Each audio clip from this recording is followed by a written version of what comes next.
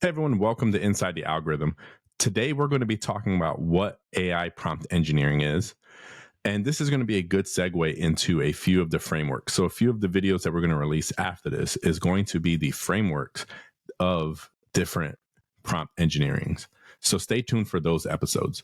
But right now, we want to explain what AI prompt engineering is. And essentially, AI prompt engineering is drafting a question or a statement so that the AI model can quickly go through the data and resolve an answer for you. And so essentially, what you are giving in a prompt is step by step instructions so that the AI knows what to grab inside of their data. What's really important is that you really understand the data, but also the model and what the model and how the model is classifying the question. There's different ways that the models can be made. There's a decision tree model, there's clustering, and there's a wide variety of models. So understanding how that's made will also allow you to create a better AI prompt. So why is AI prompt engineering important and impactful to AI automation? Essentially, when you create an AI prompt, you're starting out at a point. And as you get further away and as the AI model starts looking through the data, it gets further away from the answer. And sometimes the AI models are made to predict the next word or the next phrase that's coming up. And so in this, there's a topic called hallucination, and it's widely known. And it's essentially where the AI model starts at a point and really deviates from where it's supposed to be and ends up with a very skewed response. So essentially, we want to go back to why is this important to AI automation? And what you can do in AI automation is create prompt chains. So essentially what you do is you create a workflow. And in this workflow, you give it tasks to do. And throughout this task, you integrate AI to create a short response so you know it's very precise and there's not going to be any hallucination. Let me shift over to make.com and I'm going to give you some examples of how this can be implemented. So in its most basic form, right now, I've just logged into make.com. And what I want to give you an example of how you can use AI automation. And when I say a workflow, we can customize this to be any type of workflow that you do. That could be content creation, answering emails, sifting through data as a data scientist, conducting marketing analysis. There's so many different variations of how you can use this. But in its most basic form, what you want to do is you want to start out with a document. And you have a document. This could be a Word document. And in this case, what I've created is a daily news automation workflow.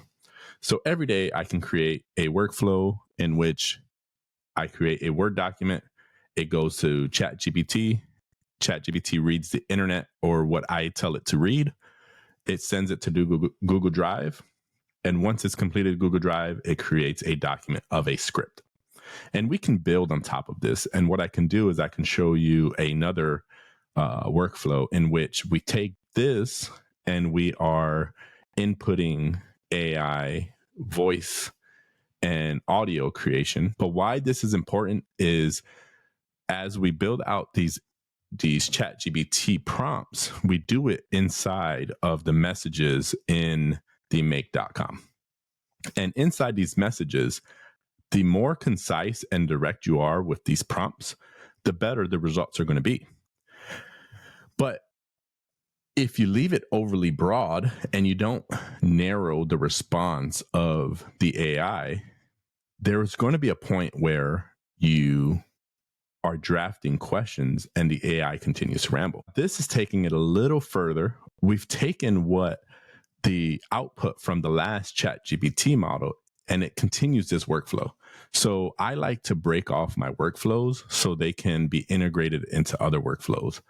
And by doing this, it allows me to have multiple scenarios running at one time.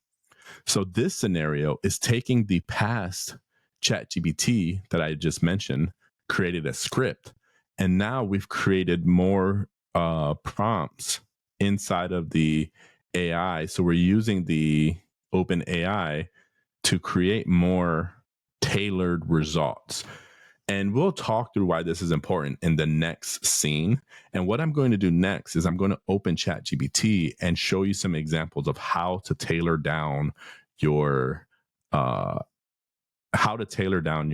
prompts. But this workflow, what we're doing here is it's creating a Word document and it's sending it to what's called 11 Labs. And 11 Labs is an AI voice generator. And in this, I created my own voice, and it mimics my voice. And every day, this scenario runs at 4:00 in the morning, and it pulls news from the internet. It creates a script from that news.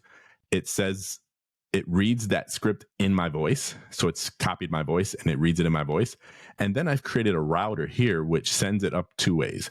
I send it up to the AI. And here, what the AI is doing is, this is where it's really important to understand prompt chaining, because the AI is creating a tailored title for the video or the audio file. And here it's creating a tailored description. And so what you want to do is you want to break those up so they're not providing overly complicated results. And then here it publishes it to SoundCloud. And so it does all this every day, 4:00 in the morning, without me doing anything. And what the other router is doing is it sends the audio file to ChatGPT, and ChatGPT has a prompt in here of which it's going to extract important information, and it's going to create a document which will then post it to LinkedIn. So if you have content and you're creating a YouTube channel or you're creating any type of content, you can use automation to promote and market your products without having the need to do it. And it will feel and look like you are doing it yourself. So now, continuing on what AI prompt engineering is, we've talked through what it is. Basically, we have here at the bottom, we have the enter bar where you're going to put a message to ChatGPT. Essentially, we are telling ChatGPT instructions of what to look through the data so that you can come to a conclusion. What we're going to do is we're going to create just a random prompt. So let's write a paper on AI automation.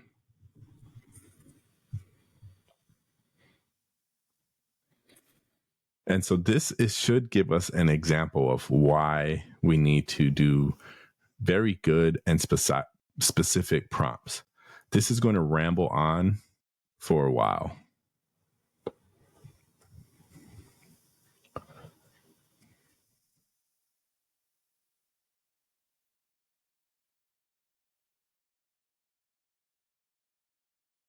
And if we wanted to use this for a automation, it's going to continue going for a long time. So I think you get the gist of what's going to happen. It's going to keep rambling on. So one of the techniques that I like to use when I'm building out is the Ryzen method. I've used this a lot. I've mentioned a lot in a lot of my videos.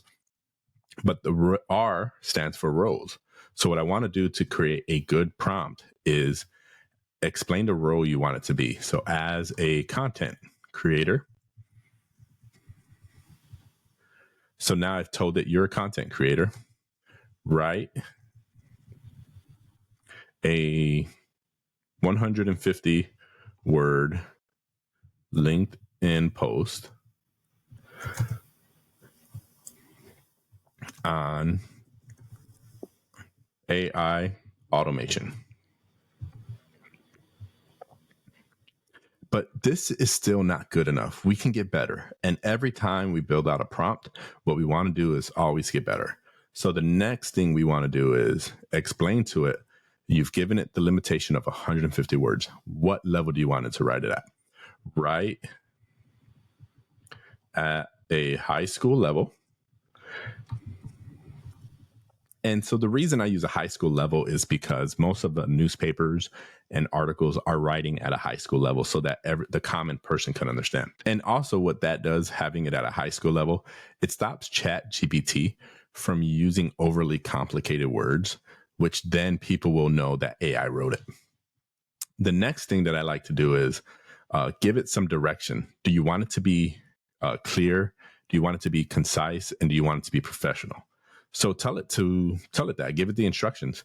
Be clear, concise, and write in a professional manner.